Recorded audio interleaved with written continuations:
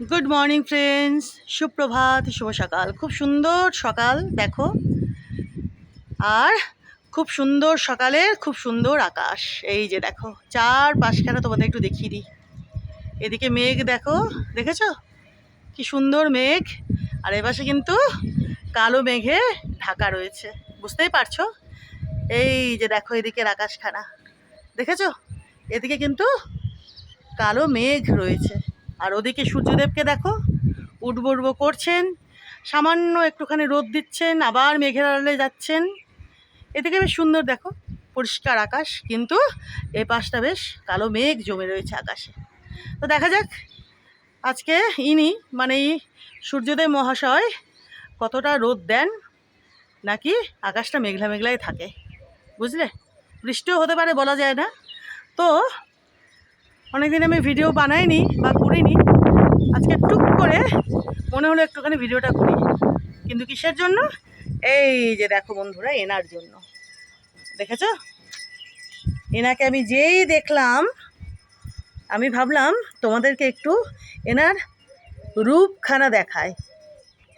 দেখেছো, এই যে নিজে থেকে এই গাছখানা হয়েছে, এটা হচ্ছে জলকুম্ভী গাছ।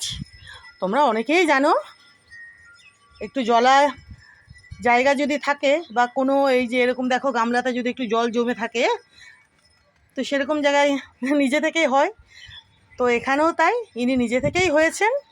আর আজকে আমি দেখছি কি সুন্দর দেখো বেগুনি রঙের ফুলখানা প্রস্ফুটিত হয়ে রয়েছে, কি অপূর্ব কি অপূর্ব। আমি তো কদিন থেকে ভাবছিলাম এনাকে আমি তুলেই ফেলবো, বুঝলে বন্ধুরা। তো তুলে ফেলতেই হবে, কারণ তোমরা যারা জানো এই গাছখানাকে, ইনি কিন্তু তরতর করে বড় হন, জানো তো, অনেকেই চেনো জানো এই গাছখানাকে।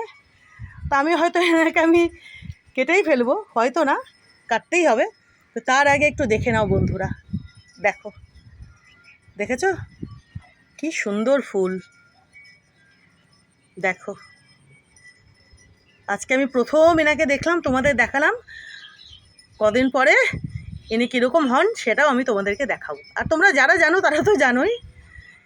দেখো কি সুন্দর কি সুন্দর টকটকে বেগুনি রং, কি অপূর্ব দেখো, দেখেছো। দেখো